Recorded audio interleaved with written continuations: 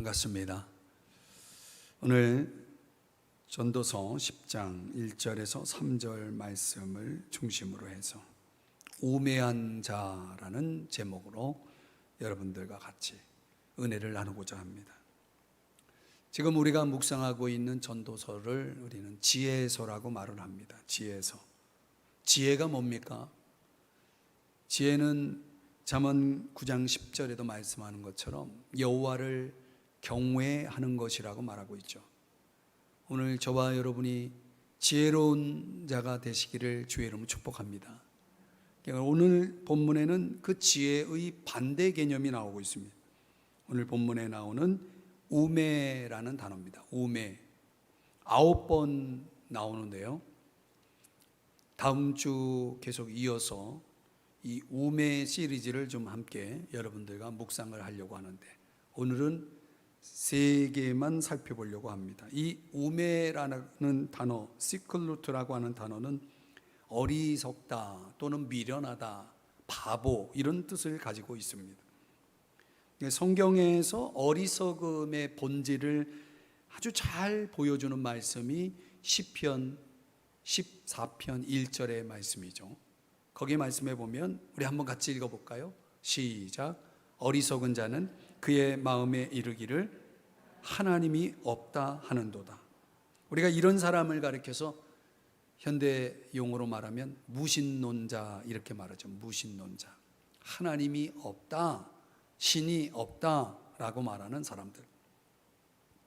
그런데 당연히 믿음이 없는 사람들이 하나님이 없다라고 말하는 건 당연한 거고, 또 우리가 믿는 사람들 안에서도 무신론자가 있어요. 그런 사람을 가리켜서 실천적 무신론자다 이렇게 말합니다. 실천적 무신론자. 하나님을 믿는다고 말은 하지만 하나님이 안 계시는 것처럼 살아가는 사람들을, 그런 사람들이 많죠. 교회 안에 하나님이 안 계시는 것처럼 하나님 믿는다고 말은 하지만 삶은 전혀 거기 그 고백과 전혀 상관이 없이 살아가는 사람들을 우리는 실천적 무신론자들이라고 말을 합니다. 그런 내용을 담은 성경 구절이 하나 있는데 디도서에 나오거든요. 우리 한번 이 말씀 또 한번 같이 읽어봐요. 시작. 그들이 하나님을 시인하나 행위로는 부인하니 가증한 자요, 복종하지 아니하는 자요, 모든 선한 일을 버리는 자니라. 여기 행위로는 부인하니, 하나님을 입으로는 시인하지만 행위로는 부인하는 사람들. 우리가 흔히 이제 이런 찬양 가사가 있지 않습니까? 나의 입술은 주님 닮은 듯하나 마음은 아직도 추하여. 이런 가사가 있죠. 낮엔 해처럼 밤엔 달처럼, 이런 제목의 CCM 그 가사의 내용에 이런 지금 말씀드린 내용이 나오죠. 입술은 주님을 닮은 듯 하지만 마음은 아직도 추하다. 여러분, 혹 우리는 우매한 자는 아닐까? 도대체 우매한 자는 어떤 삶의 모습을 드러내는 자입니까? 오늘 본문을 통해서 저는 함께 묵상하면서 은혜를 받고자 합니다. 당연히 우리는 우매한 인생이 되지 말아야 되겠죠.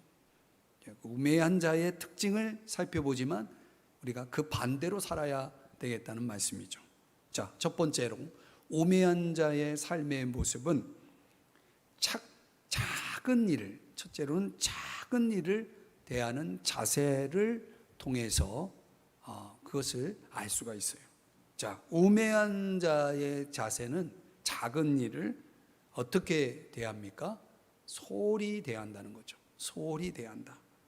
자, 오늘 우리 1절 말씀을 다시 한번 보시면요, 죽은 파리가 향수도 악취가 나게 하듯이 작은 어리석음이 지혜와 영예를 무색해 한다. 현대인의 성경으로 제가 다시 읽어드렸는데요, 이 말씀이 무슨 내용이냐면 이 향유 있죠? 향유, 오늘날로 얘기하면 향수죠.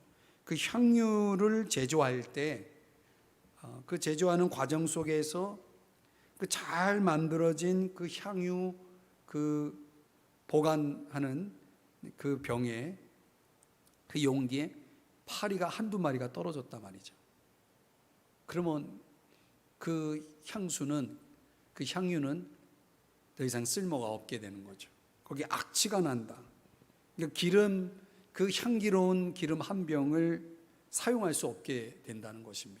그 파리 한두 마리가 떨어졌다고 해서 우리가 음식도 어떤 음식 뭐 옛날 분들은 그런 거 상관없이 그런 걸 참 도려내서 다 드시고 했는데 요즘 같으면야 먹는 음식에 조금만 상해도 우리가 그걸 다 버리지 않습니까? 안 그러나요? 사람들이 이 대수롭지 않은 어떤 한 번의 어리석은 행동이 마치 그 향수병에 떨어진 파리 한두 마리 정도라고 생각하듯이 그 생활 속에서 그것을 크게 생각하지 않는 거죠. 대수롭지 않게 생각하는 거죠. 그러면서 범하는 것들이 오늘 1절에서 뭐라고 말합니까? 작은 어리석음이 지혜와 명예를 무색해 한다라고 말씀을 하고 있는 것입니다. 그러니까 사람들은 큰 일만 중요하다고 생각하죠. 왜? 큰 결과를 가져오기 때문에. 그러나 대부분 우리 인생에 있어서 작은 일이라고 하는 것에서 인생의 커다란 패배를 맛보는 경험을 우리는 얼마나 자주 하는지 모릅니다. 그러니까 작은 일을 경히 여겨서는 안 된다는 말씀이죠. 오히려 우리의 일상 속에서 보면 그 작은 것 하나에 우리에게 다가오는 큰 불행의 결과로 주어지는 경우가 종종 있다는 것을 알 수가 있습니다. 우리 일상을 보면 또 우리 주변에 일어난 사건들을 보면 아주 작은 일이죠. 그러나 그것이 그 사람의 인생에 얼마나 큰 영향을 주는지를 알 수가 있습니다. 여러분 1대 29대 300이라는 법칙이 있어요. 이 하인리 법칙이라고 소위 말하는데 이 사람이 어떤 사람이냐면 1931년에 미국의 보험회사 감독하는 일을 한 사람인데 이 사람이 이제 연구를 한 거예요. 그러니까 산업재해 예방 차원에서 그가 이제 상담을 하면서 분석한 결과를 통계로 내놓은 것인데, 그러니까 수천 건의 여러 가지 이제 고객 상담을 통해서 나온 데이터가 뭐냐면 이런 거죠. 아주 심각한 안전사고가 일어나기 전에 29건의 경미한 사고가 있었다는 것을 발견합니다. 그리고 또 29건의 경미한 사고가 일어나기 전에 300건에 해당되는 위험 요소가 존재했다는 것을 발견합니다. 그래서 1대 29대 300이라는 거죠. 그러니까 하나의 심각한 안전사고가 일어나기 전에 거슬러 올라가면 300건의 아주 위험 요소들이 이미 존재하고 있었던 것인데 그걸 그냥 방치하고 있었던 것이죠. 이런 징후들을 자세히 파악해서 대비책을 철저히 세우면은 대형 사고를 막을 수 있다라는 그런 법칙을 내놓은 것을 우리는 하인리 법칙 또는 1대 29대 300 법칙이다 이렇게 말을 합니다. 이와 흡사한 그 법칙이 하나 있는데 깨진 유리창 법칙이라는 게 있어요. 깨진 유리창 하나를 그냥 방치하면은 주변에 많은 수많은 유리창들이 다 깨진다는 얘기거든요. 우리 일상에서 보면은 그런 것들이 많은 거죠. 작은 것 하나, 그 작은 하나의 오점이 그동안 쌓아 올린 인생의 공든탑이 무너지는 경우가 얼마나 많습니까? 우리 주변에서 일어나는 사건, 사고들 속에서 보면요, 그런 것들이 다 여기에 다 대입이 돼요. 그 사람이 책임 있는 위치에 있을수록요, 그 사람의 작은 오점은 더 크게 평가되게 돼 있습니다. 판단이 되는 거죠. 그래서 더 많은 비난을 받게 되는 거죠. 또 우리 믿는 사람의 입장에서 보면 하나님의 영광과 또 연결이 되죠. 하나님의 영광을 가리는 그런 작은 오점들이 우리 그리스도인들의 일상 속에서 얼마나 많이 벌어지는지 모릅니다. 세상이 그리스도인들을 비판하는 것에 대해서 우리가 그거를 너무 부정적으로만 보지 말아야 된다는 것은 바로 이런 이유입니다. 어떻게 보면 불신자들은 자신들은 그렇게 살지 않지만 우리 믿는 자들의 행동에 대해서 그렇게 예민하게 그것을 보고 또 그것에 대해서 비난하고 하죠. 너무 불공평하다는 생각을 할 때가 많습니다. 근데 그 불공평한 그런 생각만 가져서는 안 되고, 사실상 믿는 사람들을 향한 믿지 않는 사람들의 기대의 표현으로도 볼 수 있습니다. 당신들은 믿는 사람이니까 우리랑 좀 달라야 되지 않느냐라는 차원일 수도 있는 거죠. 그렇게도 우리가 해석해 볼 수 있다는 것입니다. 만약 그렇다면 그들은 믿는 사람이라면 적어도 우리와 다른 수준의 높은 그 수준의 삶을 살아야 된다라고 하는 그런 기대치를 갖고 있을지도 모릅니다. 그런 차원에서 우리가 우리의 삶을 돌아보는 것도 유익하다라고 봅니다. 그러니까 우리 그리스도인들의 행동 하나하나가 아주 사소한 것까지도 결국은 하나님의 영광을 드러내는 그런 삶과 연결되어 있다라는 것을 우리가 생각해야 되는 거죠. 그래서 오늘 1절에서 보여주고 있는 그 우매함이라고 하는 것은 작은 것을 소홀히 여기는 것에 대한 우매입니다. 어리석음이죠. 반대로 말하면 우리 지혜로운 사람은 작은 것을 아주 소중하게 여기는 마음으로 살아야 된다, 돼야 된다는 거죠. 작은 것을 귀하게 여기는 지혜자. 오늘 솔로몬이 저와 여러분에게 전해주는 첫 번째 지혜로움입니다. 오늘 우리 모두가 여러분에게 주어져 있는 그 작은 것 하나, 정말 충성되게, 정말 신중하게 주님의 영광을 드러낼 수 있는 그런 수준으로 우리의 삶을 살아갈 수 있기를 주의 이름으로 축복합니다. 두 번째로 오늘 본문 속에서 보여주는 이 우매는 삶의 문제를 결정하는 자세에서 나타납니다. 삶의 문제를 결정하는 자세. 그러니까 우리 우매한 사람들을 지금 살펴보고 있는데, 우매한 사람은 선택의 갈림길에서 분명히 잘못된 선택을 하는 사람들을 가리킵니다. 그것이 우매함이라고 말씀하고 있는 거죠. 자, 2절 말씀을 한번 보시면요, 현대인의 성경으로 한번 우리가 같이 한번 읽어봤으면 좋겠습니다. 현대인의 성경으로. 자, 시작. 지혜로운 사람의 마음은 옳은 일을 하는 쪽으로 기울어지고 어리석은 사람의 마음은 악을 행하는 쪽으로 기울어진다. 자, 이렇게 이제 현대인의 성경으로 좀 쉽게 번역한 말씀으로 봤는데, 지금 개역개정 우리말 성경에는 지혜자의 마음은 오른쪽에 있고 우매자의 마음은 왼쪽에 있다라고 말씀을 하고 있거든요. 그 오른쪽과 왼쪽이라는 이 두 가지를 비교하고 있습니다. 그러니까 지혜자의 마음은 오른쪽이고 우매자의 마음은 왼쪽에 있다. 그러니까 성경의 어떤 히브리적 사상을 조금 이해해야 이 말씀을 이해할 수 있습니다. 오늘 현대인의 성경 그 번역은 그 의미를 잘 설명해 준다라고 볼 수 있어요. 그러니까 성경에서 왼쪽은 좋은 뜻이 아닙니다. 저도 이제 사실은 왼손잡이인데 성경에 왼손잡이가 몇 사람 등장하는데 주목할 만한 사람으로 에웃이라는 사람이 사사기에 등장하죠. 그 에웃이라는 사람 사사입니다. 사사로 하나님이 선택했는데 성경에서 정확하게 그를 왼손잡이라고 말하고 있습니다. 사실은 그가 왼손잡이인지 오른손잡이인지 우리에게는 별로 관심 밖인데 성경에서 그걸 언급하는 이유가 있어요. 왜냐하면 히브리인들은 에웃이 왼손잡이라고 할 때 그 에웃에 대한 평가를 내린 것입니다. 좋은 의미가 아니라고 그랬죠. 그런데 어떻든 결과적으로 보면 사사기 3장 30절에 보면은 그 에웃의 활약에 의해서 이스라엘 백성이 모압의 그 수하에서 벗어나서 이제 80년 동안, 무려 80년 동안 평온을 누리는 그런 혜택을 받게 됩니다. 그러니까 왼손잡이 에웃의 그 역할이 굉장히 컸다는 걸 알 수가 있죠. 80년의 평화 시대를 가져온 아주 중요한 역할을 한 사람이죠.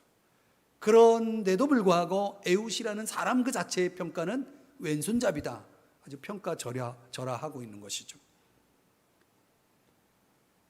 그럼에도 불구하고 그 에웃이 끼친 영향이 큰 이유는 뭡니까?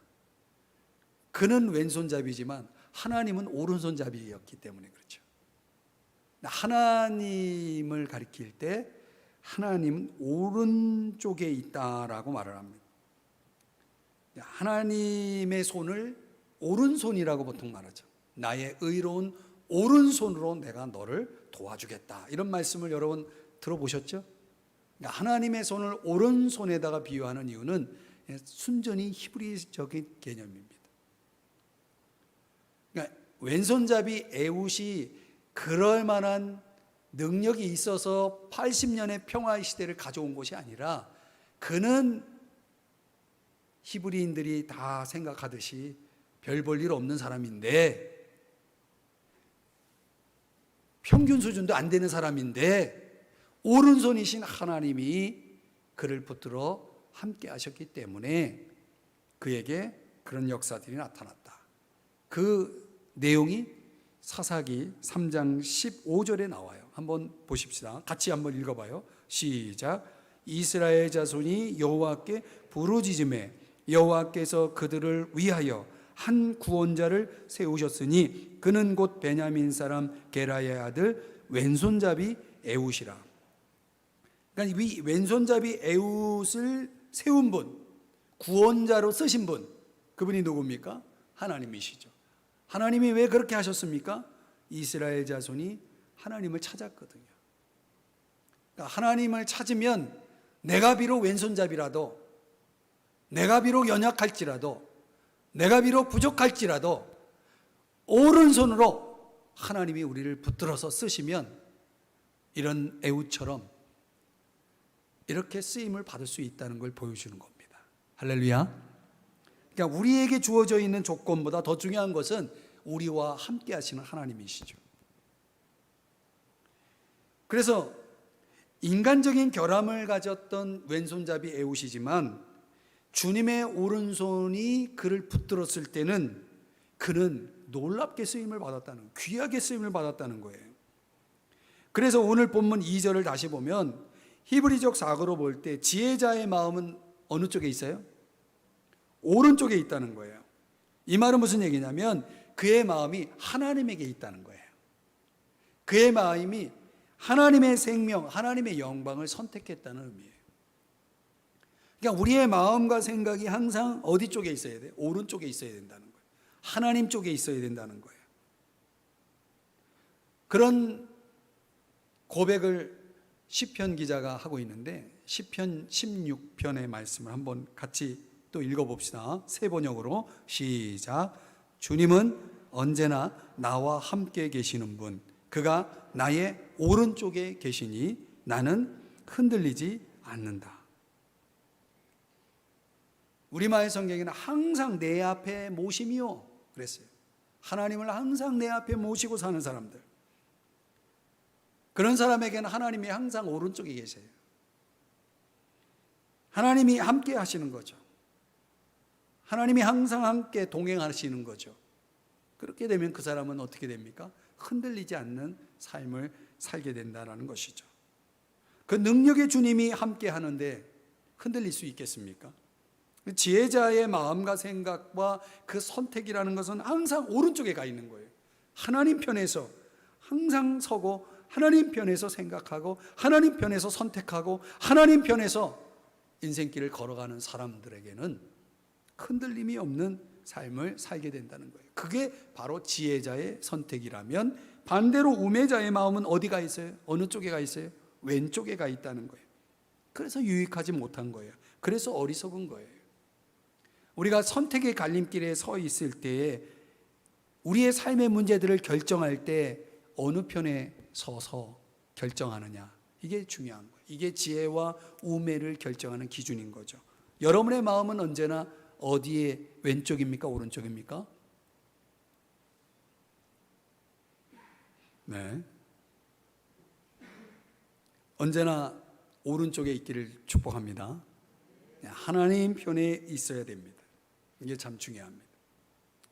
세 번째로 오늘 본문 속에서 이 우매를 가르쳐 주는데, 우매는 말을 하는 자세에서 또 드러납니다. 말을 하는 자세. 자, 자신의 우매함을 드러내는 영역 중에 하나가 뭐냐면 말에 있다는 거죠. 그 사람이 말하는 걸 보면 그 사람이 정말 지혜로운 사람인지 어리석은 사람인지 우매한 자인지 분명히 드러난다는 것이죠. 오늘 성경 3절의 말씀이 그것을 말씀하고 있는데요. 이번에는 공동 번역으로 이 10장 3절의 말씀을 우리 같이 함께 읽어보기를 원합니다. 시작. 사람이 어리석으면 만사에 생각이 모자라 입만 열면 제 어리석음을 드러낸다. 그러니까 사람이 생각이 모자란 것, 결국 어리석은 거죠. 그 어리석음을 뭘로 드러내냐면 입을 열어서 드러내는 거죠. 말로 드러내는 것이죠. 재미있는 번역인 것 같아요. 말은 그 사람의 모든 걸 보여준다라고 말할 수가 있습니다. 그 사람이 어떤 사람인지 알기 위해서는 그 사람의 말을 잘 들어보면 알 수 있다는 것이죠. 그 사람의 삶의 내용을 어느 정도 짐작할 수 있다는 것은 그 사람의 언어, 그 사람이 하는 말을 들어보면 알 수가 있다는 것입니다. 잠언의 말씀을 한번 살펴보면 어리석은 사람은 당장의 노여움을 드러내지만 이런 노여움을 말로 드러내는 거죠. 어리석은 사람입니다. 화난다고 그냥 막 하고 싶은 말 막 해버리는 사람, 이거 어리석은 거죠. 잠언 12장 18절인데 이거 한번 같이 읽어봐요. 시작. 칼로 찌르는 것처럼 뼈 아픈 말을 함부로 짓거려대는 사람도 있으나 지혜로운 자의 말은 아픈 상처를 어루만져 준다. 이 칼로 찌르는 것처럼 아주 정말 가시돋친 그런 말들을 입에서 서슴지 않고 꺼내는 사람들, 이런 것들이 결국 그의 어리석음을 드러내는 거죠. 지혜로운 사람은 아픈 상처를 어루만져 주는, 치유의 언어를 사용한다면 반대로 상처 주는 말을 자꾸 이렇게 하는 사람들, 이런 사람들은 어리석은 사람, 우매한 사람이라고 말할 수 있습니다. 또 잠언 18장 2절의 말씀에 보면, 현대인의 성경에 보면 미련한 사람, 어리석은 사람과 같은 맥락입니다. 남을 이해하려 들지 않고 자기 의견만 내세우기 좋아한다. 자기 말만 하는 사람들, 도대체 소통이 안 되는 거죠.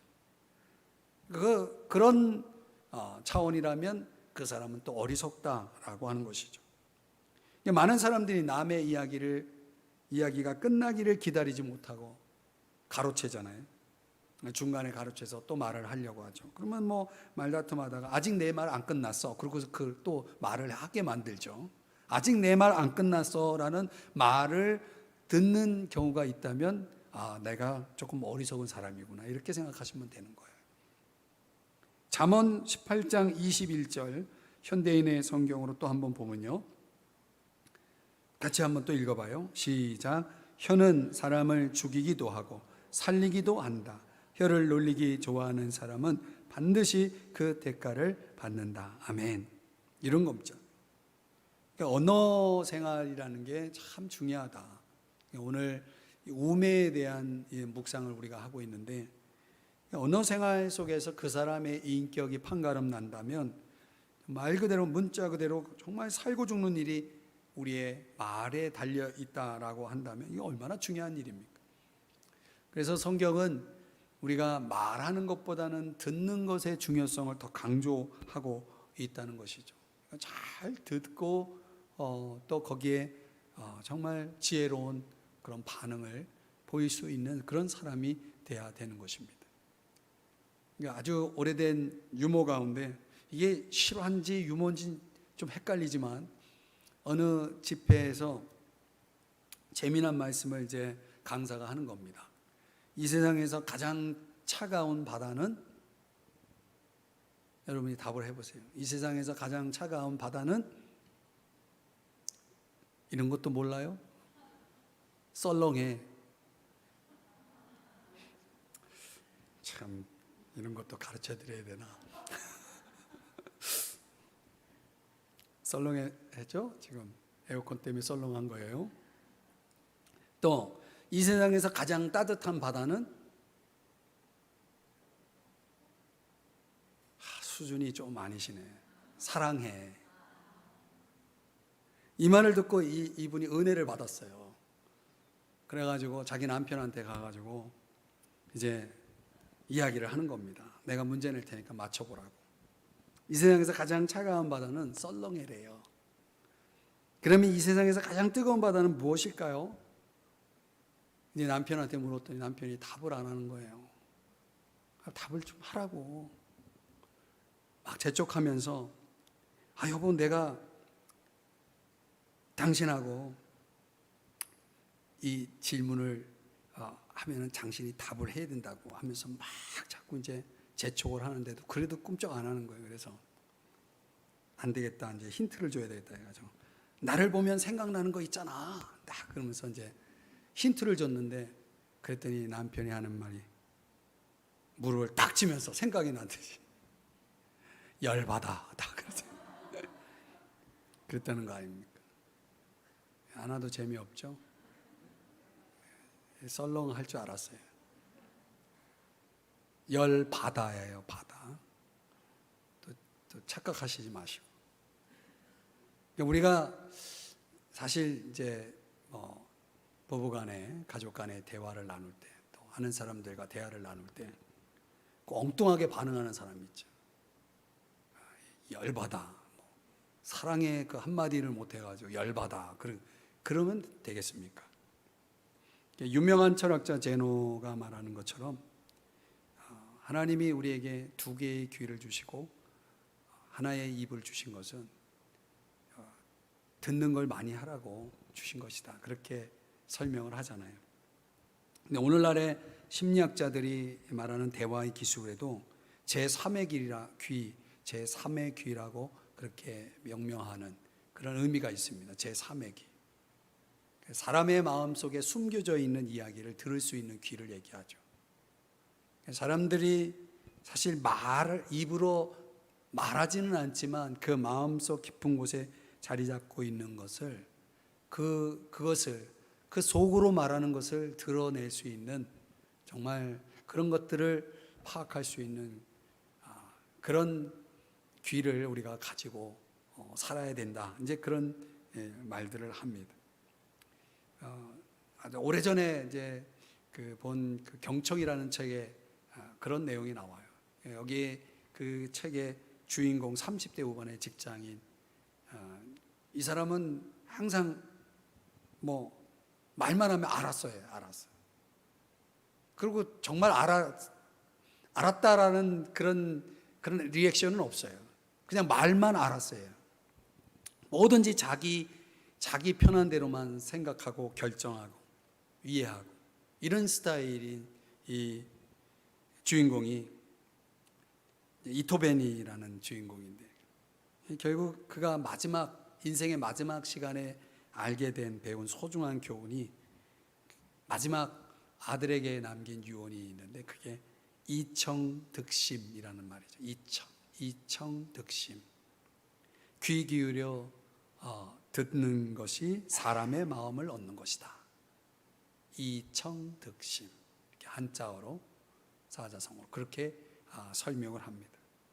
그러니까 우리가 지혜로운 인생을 살아감에 있어서 꼭 연습해야 돼, 훈련해야 될 것 중에 하나가 잘 듣는 거죠. 마음을 기울여서 정말 상대의 마음을 읽을 수 있는 그런 사람, 그런 수준까지도 우리가 자라가야 한다는 것이죠. 이 현대에 와서 이런 대화의 결핍들, 이런 것들이 사실 심각하지 않습니까? 이런 것들은 우리가 배우지 못해서라고 그렇게 말하고 싶어요. 사실은 그렇게 어떻게 하는지를 모르기 때문에 사람들이 못한다라고 말하고 싶어요. 천성적으로 잘하는 사람은 없습니다. 그런 것들을 자꾸 일상 속에서 우리가 훈련하고 오늘 본문에서 말하는 것처럼 우리가 지혜로움을 배워 나간다면 당연히 우리가 말을 하는 자세, 말을 듣는 자세가 우리 안에서 잘 형성이 될 필요가 있는 거죠. 오늘 본문 12절에서 그래서 우리가 다음에 살펴볼 본문이지만 지혜로운 사람은 말을 해서 덕을 보고 어리석은 사람은 제 입으로 한 말 때문에 망한다, 이렇게 말씀하고 있거든요. 그러니까 지혜로운 사람은 말을 하면 덕을 보는 거, 이득을 얻는 거죠. 은혜로운 언어 생활이라는 것은 바로 그런 유익을 우리에게 가져다 줍니다. 골로새서 4장 6절 말씀을 우리 한번 같이 읽어봐요. 시작. 여러분의 말은 소금으로 맛을 내어 언제나 은혜가 넘쳐야 합니다. 뭐가 넘쳐요? 은혜가 넘쳐야 되는 거예요. 말에 은혜가 있어야 되는 거죠. 소금 뿌린 음식이 부패하지 않은 것처럼 말이죠. 우리의 언어 생활 속에도 소금이 필요한 거예요. 저는 이 소금을 은혜로 해석합니다. 우리의 마음 속에 자꾸 은혜가 채워져야 그 은혜가 채워진 마음 속에서 나오는 말도 은혜로울 수 있다고 봅니다. 그래서 저는 말이 좀 영 아니다 싶을 때는 그렇게 해석을 합니다. 그래서 저분에게 좀 은혜가 없구나. 은혜가 없는 사람에게 좋은 그런 말을 기대할 수는 없는 거죠. 우리가 은혜로 채우는 그런 삶이 얼마나 중요한지를 마태복음 12장에서 예수님께서 하신 말씀에 보면은 우리가 잘 알 수가 있습니다. 예수님께서 아주 엄하게 이런 말씀을 하셨어요. 독사의 자식들아, 너희가 악한데 어떻게 선한 말을 할 수 있겠느냐? 마음에 가득 찬 것을 입으로 말하기 마련이다. 이렇게 말씀을 하고 있는 것입니다. 35절에 가보면 선한 사람은 마음속에 쌓인 선으로 선한 말을 하고, 그렇죠? 악한 사람 마음속에 쌓인 악으로 악한 말을 한다라고 말하고 있고, 36절에 가보면 함부로 짓거린 말조차도 심판날에 해명을 해야 한다라고 말씀을 하고 있는 거죠. 그러니까 우리 말에 대한 심판이 분명히 마지막 때에 있을 것을 말씀하고 있는 것입니다. 이런 예수님의 말씀을 종합해 보면 우리의 마음에 쌓여 있는 것들이 얼마나 중요하냐. 그래서 저는 그렇다면 우리 마음에 우리가 무엇을 채워야 할까? 무엇을 채워야 되겠습니까? 골로새서 3장 16절 말씀을 우리 한번 다 같이 함께 읽어봅니다. 시작. 그리스도의 말씀이 여러분 가운데 풍성하게 하여 모든 지혜로 서로 가르치고 권면하며 시와 찬미와 영적인 노래를 부르며 감사하는 마음으로 하나님을 찬양하십시오. 여기 지혜가 나오고 권면이 나오고 가르침이 나오고 노래가 나오고 감사가 나오고 찬양이 나오죠. 이 모든 근원이 뭐냐? 말씀이죠. 그리스도의 말씀이 여러분 가운데 풍성하게 하여 이러이러한 것들을 하라라고 말하니까 그런 것들이 내 생활 속에서 표현되고 드러나기 위해서는 말씀이 우리 마음 속에 풍성하게 채워져야 한다는 것을 보여주는 거죠. 그러니까 우리가 살아가는 일상 속에서 우리가 꼭 힘써야 될 것은 꼭 필요하고 정말 은혜로운 말을 해야 되는데 그게 그냥 되느냐라는 거죠. 오늘 이 말씀대로 우리 속에 은혜가 채워지고 말씀이 채워지는 것이 중요하다. 저는 여러분의 생활 속에서 그것을 위해서 얼마나 노력하고 있는지, 얼마나 시간을 투자하고 있는지를 여러분에게 묻고 싶어요. 저는 오늘 말씀을 정리하면서 우매자에 대한 이 말씀을 쭉 하고 있는데, 이거 그냥 한꺼번에 하지 말고 하나씩 풀어가야 되겠다 이런 생각을 했습니다. 그러니까 우리가 우매자가 돼서는 안 되겠죠. 반대로 지혜자가 돼야 되겠죠. 우매자의 특징에서 우리가 배워야 될 것들을 좀 가져와야 되겠다 이런 생각을 했습니다. 그 세 가지를 오늘 말씀을 했죠. 하나가 작은 일을 소홀히 하지 말자. 이게 우리가 지혜로운 자가 가야 할 길이 뭐냐? 작은 일을 소홀히 하지 말자. 그러니까 작은 일에 충성할 때 하나님이 우리에게 큰 일을 또 맡기시는 거 아니겠습니까? 그런 원리가 있지 않습니까? 그러니까 내게 주어져 있는 일이 작은 일이라 해서 아무것도 아니고 정말 대충 해도 되고 소홀히 여겨도 될 그럴 일은 아무것도 없어요. 하나도 없어요. 다 중요한 일이에요. 아멘. 그러니까 우리에게 주어져 있는 그 모든 일을 그게 크든 작든 우리가 구별할 일이 아니고 내게 주어진 일이란 것은 다 소중한 일이고 중요한 일이다. 하나님 보시기에 가장 중요한 일이다라고 생각하고 그 일들을 잘 최선을 다해서 감당하는, 충성하는 여러분 되시기를 주의 이름으로 축복합니다. 또 모든 일을 하나님 편에서 선택하시라는 거예요. 이게 하나님이 보실 때 이것이 어떻게 하는 것이 하나님 기뻐하실까? 그러니까 하나님 편에 있으면 오른쪽입니다. 오른쪽에 있으면 오른손이 나를 붙들어 줄 것이고 나와 함께 할 것이고 나를 이끌어 주실 거다.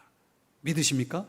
네, 이걸 믿으시고 여러분의 생각과 판단, 결정, 선택, 여러분의 길이 항상 오른쪽에 있도록 하나님 편에 있도록 우리가 이것을 꼭 기억을 해야 한다는 것이고, 그리고 우리의 말, 은혜로운 말, 유익한 말, 정말 꼭 할 말, 이런 것들을 위해서 우리의 마음에 은혜를 채우고 말씀을 채우는 그런 삶을 살자.